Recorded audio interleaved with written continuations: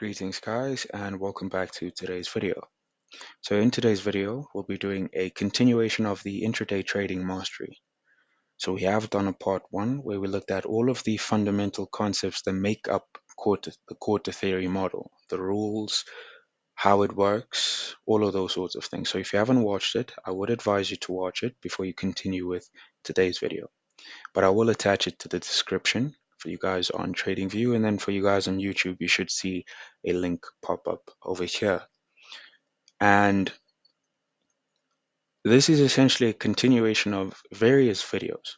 For you guys on YouTube, you will see that today's video will be released in the high probability trading zones playlist. You will see a large majority of videos within that playlist. And all of the videos, they are very important, especially the first two videos, which is the premium and discount price delivery, which we will touch on in today's video, and I'll show you how it works. Um, this video and that one over here there helps you to understand draw on liquidity. And what that essentially means that it helps you to understand where the market is most likely going to draw to next, right? And so what then quarter theory then helps you to do, it helps you to then act on the draw. It helps you to know when to enter the market, where your kill zones, and it alleviates a lot of stress as well because it's very objective. But I will attach all of these videos to this one so that you get an understanding of it, but I will touch on it just a bit in today's video. So let's start on that premium and discount price delivery, because for quarter theory to work, you need to know where the market is most likely going to draw to next. So what does that mean? How does it look like? So firstly, you want to know or have an understanding of how to mark your premium and discount price tool, right? Whatever exists above the 50% level, that's your premium. Whatever exists below the 50%, that's your discount. But how do you go about marking this tool objectively and not making it so subjective, right? We are on a daily time frame. So one of the ways, and I use these two interchangeably, one of the ways is using intermediate term highs and intermediate term lows. What an intermediate term low is essentially this. It's the lowest low between two lows. It's that simple. And what an intermediate term high is, it's the highest high between two highs.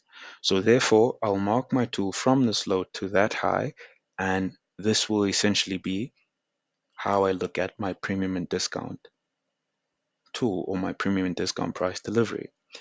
Another way, and like I mentioned, I use these two interchangeably, is using dealing ranges. What a dealing range is essentially this. This low over here took out sell stops, took out these lows. We understand that these lows possess sell stops.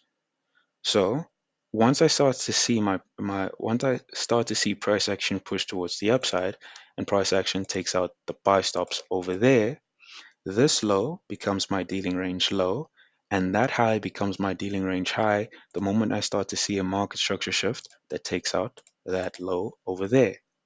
So this becomes my dealing range, that low to that high.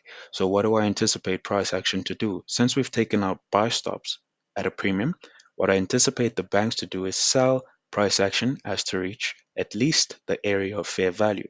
But we don't see that occurring. We see price action continue further towards the upside.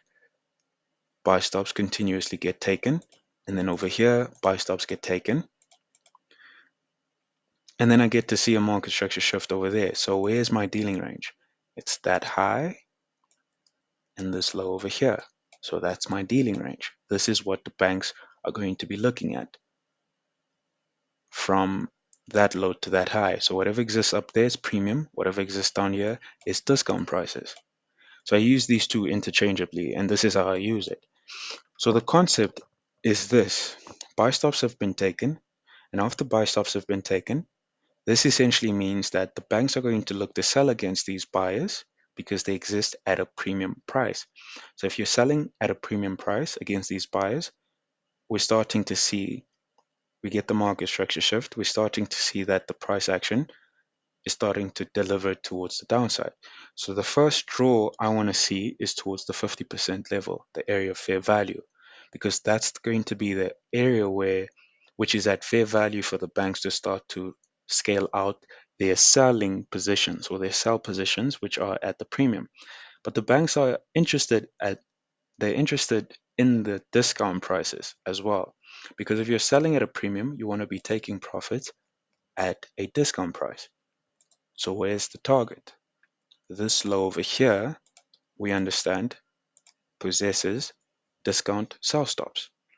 So they're going to push the market down there and they're going to start scaling out their positions against these discount sellers, right? They're going to be buying against, to scale out a position implies that you're buying, right? Because you sold there, you're then going to, you sold against buyers. So therefore you're going to be buying against sellers at a discount.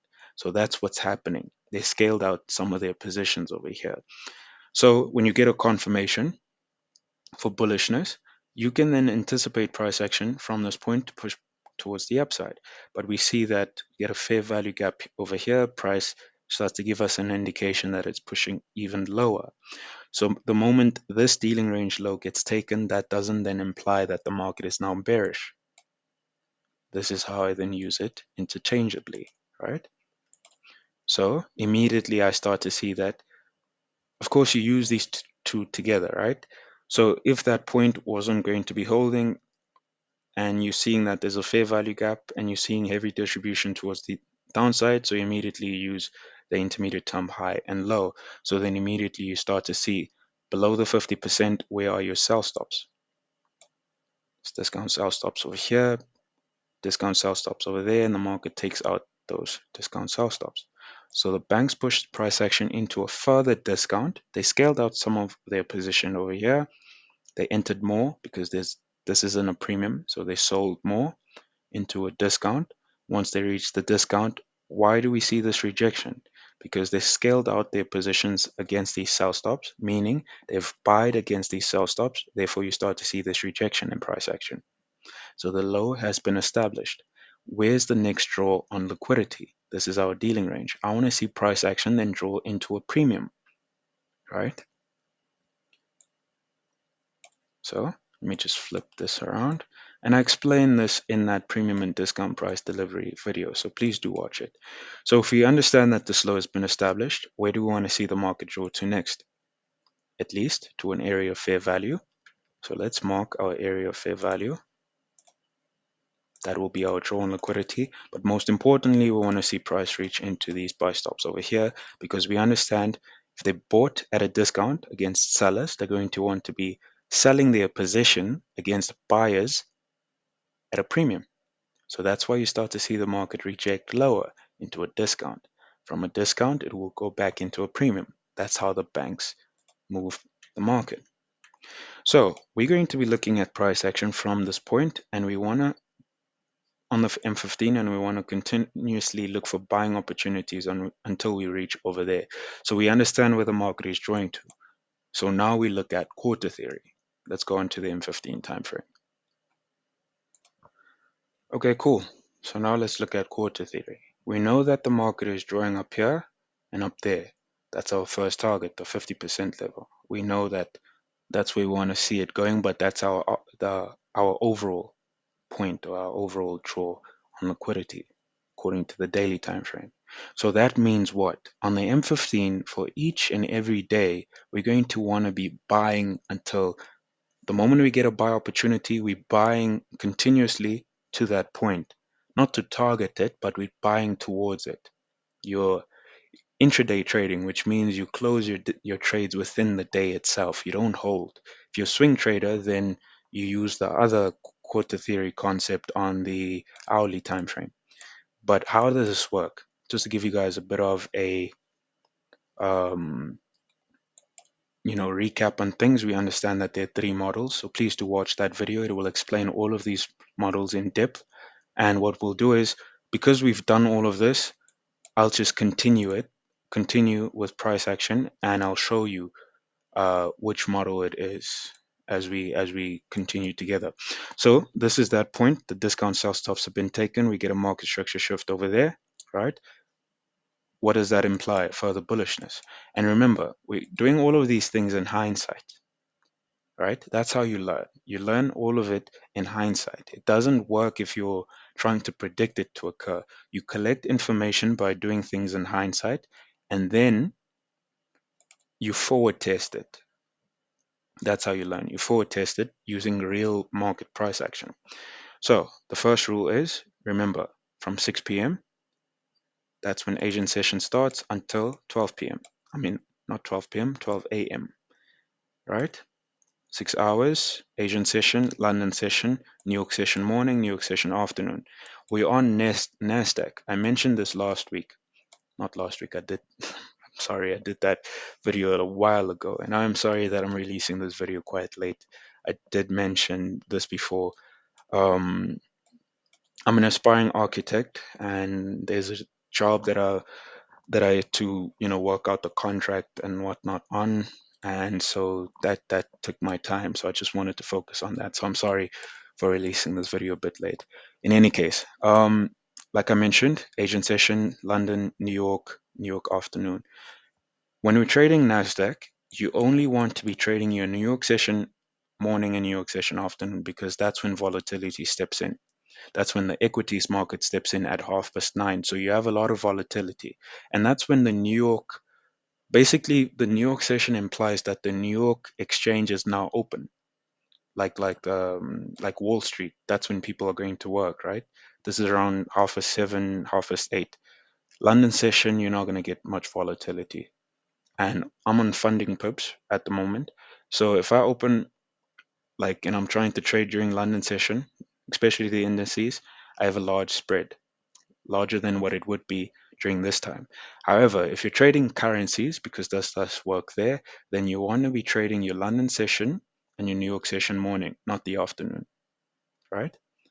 Cool. Quarter theory. Remember, the first rule is you ask yourself the question. You're going to be approaching the market around about something wrong here. Yeah, from 6.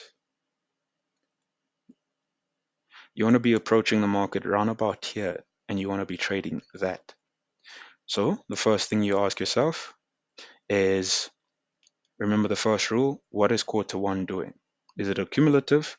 This is what accumulation looks like, by the way. Sideways price action. This is not sideways price action. So you ask yourself the question, what does it look like? Accumulative price action? Does it look like this? Or is it trending in nature? If it's trending in nature, then it's an X, right? So it could either be model 2 or model 3. So it's an X. Quarter two, what is it? Is it accumulative or is it trending in nature? It's trending in nature. So it's an X. It's a reversal or continuation, right? That's what an X means. Now, if you're seeing XX, which model does it fall under? It falls under model 3. And this is the most common model ever that you'll ever find, right? Then followed by model 1, then model 2. So if it's model 3, what do you want to then anticipate? You know that you only trade the manipulation and distribution. So you anticipate a manipulation to occur. If you're anticipating bullishness, a bullish draw, what does that imply? That implies that you're anticipating the manipulation towards the downside, right? So that's the manipulation towards the downside over there. You only trade the manipulation and distribution. That's your high probability trading, right?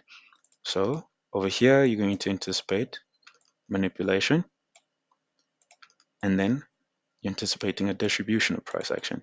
So you only trade the manipulation, and then you look for confirmation. You're an intraday trader, look for confirmation over there on the smaller time frames, and then you buy. You only buy after the manipulation has occurred, right?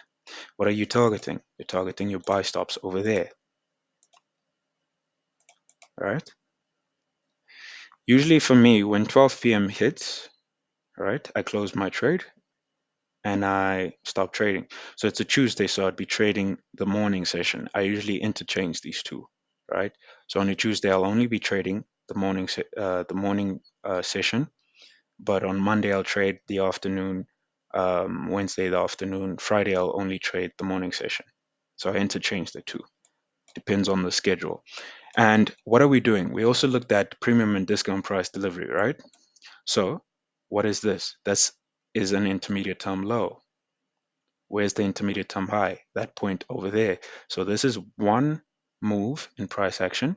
You get a intermediate term low. That's the intermediate term high. So how do you mark your premium and discount tool? That's how you mark it. If you're looking at dealing ranges, that's this low took out those sell stops, that high took out these buy stops. So the intermediate term high and low in the dealing range, they're all together. High probability. You in discount prices. If you're looking to buy into into premium prices, what do you want to see the market doing? Taking out discount sell stops to buy against these discount sell stops. These are willing sellers at a discount price to buy against to then target what? Premium prices, where you then scale out your position, you sell off your position. When TP hits, it means that at that point you sold off your position against willing buyers at a premium. That's what it means. That's how you that's the narrative behind your trading, right? Let's move quicker now. Let's go back. We're gonna go to 6. I'm no longer gonna mark all of these things. You'll just get an idea of it, right? What is this? This is an X. This is an X, meaning what? You're anticipating a manipulation towards the downside. You bullish, right? You want to target buy stops over here. You're anticipating a manipulation over here. That's a low. Manipulation occurs. So you bought there, you closed your trade, you buy over here, small time confirmation, and then you target those buy stops. You don't sell this because you're overall bullish, right? So you need to know where the market is going and you only trade in that direction. Be objective with that. Over here, this is an X. This looks like an accumulation, but it's also an X, right? Which means what? Q3, you anticipate a manipulation of at least that low. It does not occur, which means you do not trade this day. All right, let's go 6 p.m. So you do this continuously, the same way I'm doing it. Do this, get information on the market, you know, and formulate rules around it, how you'll trade, how you'll enter, what you'll target, right? So you're an intraday trader. This looks like an accumulation. It's not. Accumulation in with my rules is I want to see the accumulation start prior to Asian session. So this is just a high, low, high. It's a continuation of price action towards the upside, and then you get a market structure shift towards the downside, right? And by the way, I would advise you guys to please watch ICT 2022 model. It will using it with quarter theory, this concept itself, it will be you will discover goodness within that, right? Because this with ICT 2022 model, ICT 2022 will help you to enter the market using market structure shifts. I will do this at a later look at confirmations and stuff later on um, in a later video. But please do watch that mentorship. I will attach it as well. So this is an X. So that's X. This is an X. You're anticipating bullishness. So you want to see what? Manipulation of at least a low. That low got manipulated. Even the London session low got taken out. So large amounts of liquidity exist down there. You trade the manipulation. That's the manipulation. You're buying to target what? Buy stops. You're an intraday trader, so you're not swinging this. You just trade when the market suggests you close, you come back the next day, you do the same thing, right? It's a perfect model. Started off as an accumulation, but this is an X. That's an X. Manipulation. Wait for the manipulation. That's the manipulation. 9:30 is when the equities market opens. You usually see a heavy volatility within this time. It if you don't know where the market is going, you get confused, right? So it's very important for you to know where the market is going. That's the manipulation. It took out all of the trend line liquidity over there. Imagine all of the traders who were buying this trend line. The banks engineered liquidity, pushes the market low into a discount, takes out all of that. This is where you start to look for buying opportunities off of that point over there. So please just continue doing this and collect information. All right. If you have any questions, please do ask me. But it's very simple. It's a very, very simple concept. All right. If you do need another video just showing this, please do mention. But kind regards, the architect.